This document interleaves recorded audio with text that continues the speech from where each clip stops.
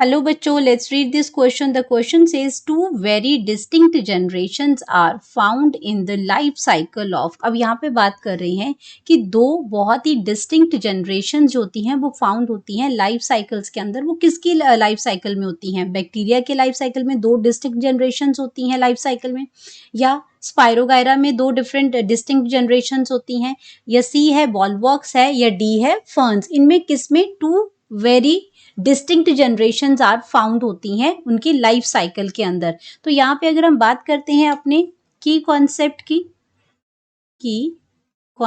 की बात करते हैं, तो की कॉन्सेप्ट में हमारा आ जाएगा ऑल्टरनेशन ऑफ जनरेशन.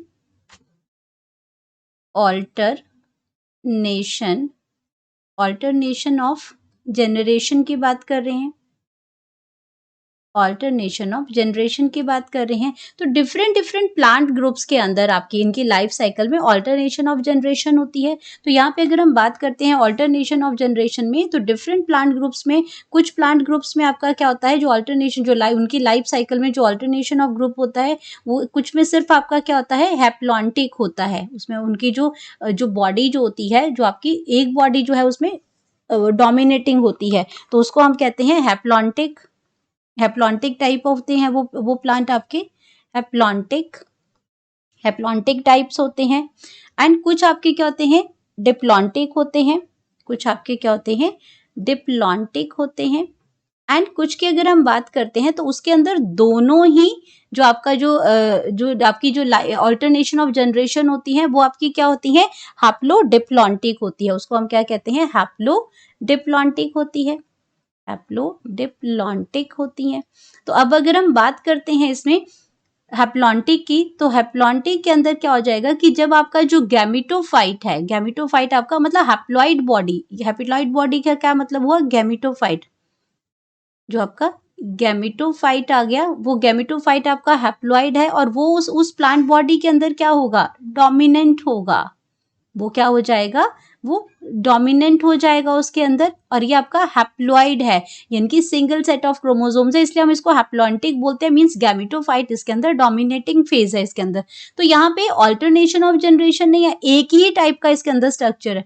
डिप्लॉन्टिक की अगर हम बात करते हैं, हैप्लॉन्टिक के अंदर हमारे पास क्या हो जाते हैं, जो मोस्ट ऑफ द आपके हैप्लॉन्टिक की अगर एग्जाम्पल हम यहाँ पे अगर यहाँ गिवन एग्जाम्पल्स की अगर मैं बात करती हूँ, तो यहाँ पे जैसे आपका एग्जाम्पल दे रखा है वॉलवॉक्स. यहाँ पे बात करते हैं वॉलवॉक्स की अगर मैं बात करती हूँ, और यहाँ पे अगर मैं बात करती हूँ इसमें स्पाइरोगायरा की बात करती हूँ, वॉलवॉक्स की बात करती हूँ, स्पाइरोगायरा, तो वहां पे आपका क्या है, और दो डिस्टिंक्ट जनरेशंस नहीं मिलती हैं. वहां पे एक ही टाइप का जो आपका जनरेशन है वो है हैप्लॉन्टिक है. इसमें गैमिटोफाइट जो है वो डोमिनेटिंग बॉडी का काम करती है. तो यहाँ पे आपका दूसरा क्या आ जाएगा, स्पाइरो जो गायरा है वो भी इसी के अंदर आ जाएगा. स्पाइरोगायरा, दोनों एल्गीज हैं.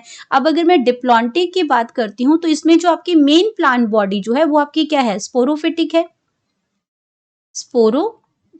है. इसके अंदर मेन प्लांट बॉडी है वो स्पोरोफिटिक है. एंड ये आपकी क्या है, डिप्लॉइड है. ये आपकी कैसी बॉडी है, डिप्लॉइड है. मतलब 2n set of chromosome, 2n हम उसको लिखते हैं. 2n का मतलब अगर मैं यहाँ लिखूं तो 2n का मतलब होता है डिप्लॉइड है.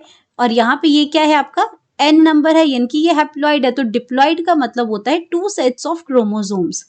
2 sets of chromosomes 2 sets of chromosomes होते हैं.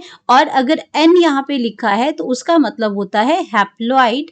और हैप्लॉइड आपका जैसे आपका गैमिटोफाइट है, ये हैप्लॉइड है, तो इसमें सिंगल सेट ऑफ क्रोमोसोम्स होता है. सिंगल सेट ऑफ क्रोमोसोम्स होते हैं इसके अंदर, क्रोमोसोम्स. ये हो गया इसमें हैप्लॉइड डिप्लॉइड. तो आपके इसमें डिप्लॉन्टिक के अंदर आपका क्या है, स्पोरोफिटिक है. स्पोरोफिटिक जो फेज है वही आपकी क्या है, इसमें वो डोमिनेंट होती है. वो आपकी क्या हो जाती है, डोमिनेंट होती है. उसमें दो जनरेशन से इसमें क्या है, ये मेन जो बॉडी है वो स्पोरोफिटिक हो जाती है. तो अगर मैं डिप्लॉन्टिक के एग्जाम्पल्स की बात करती हूँ, तो ये आपके क्या हो जाएंगे, जिम्नोस्पर्म्स, एंजियोस्पर्म्स, वो किसके अंदर चले जाते हैं, वो इसके एग्जाम्पल्स के अंदर. एग्जाम्पल्स की बात करती हूँ तो यहाँ पे आ जाएगा डिप्लॉन्टिक के अंदर. तो यहाँ पे आपके जिम्नोस्पर्म्स हैं,